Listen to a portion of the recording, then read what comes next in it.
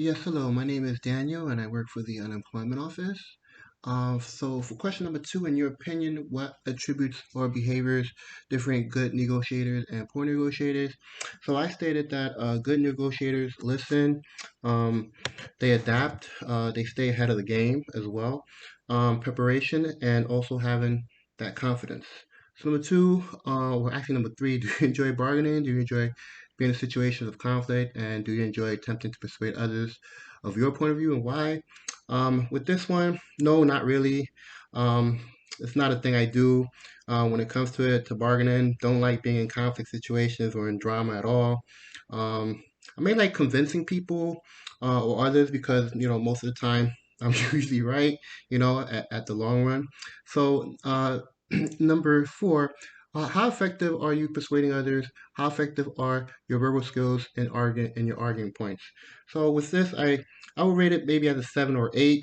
If I'm focused enough, if I stay on task, not truly effective. I would hold back at times. Don't bring up key points as much. So for number five, do others see you as a good bargainer or negotiator, or seen as strong or weak, or you perceived as one who gives in easily? I don't believe others see me in that way. Maybe more on the negotiation side of things. I'm seen as weak, and yes, I can be persuaded easily.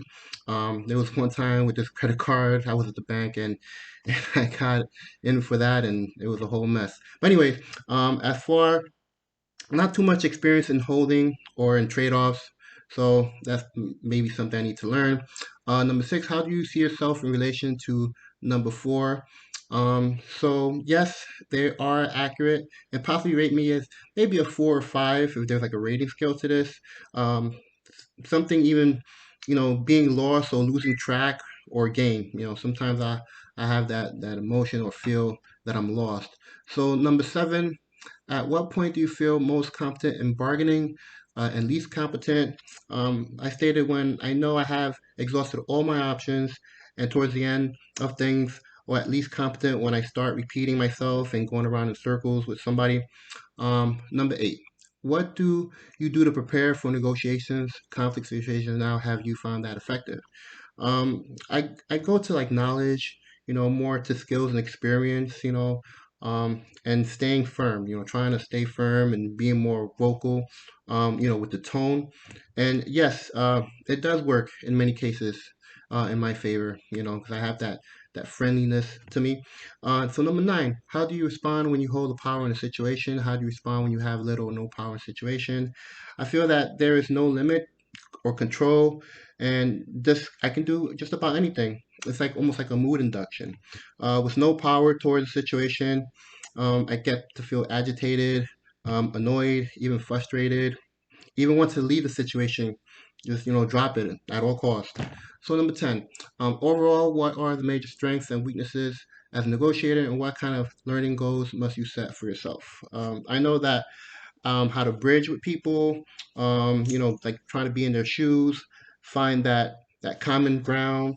Um, I seem friendly, like I said earlier, and I feel for them, emotional intelligence can start kicking in, and then even staying more firm in that grasp of, in task and decision making, and then even actually a confidence boost as well. So number 11, what aspects of your approach are you hoping to improve through this course? Just pushing through and following through with negotiation skills and finding a new technique, to close, or even having people by my side or being agreeable with me. And, I may be right in the long run. I may be right. All right. Well, thank you. Have a good night.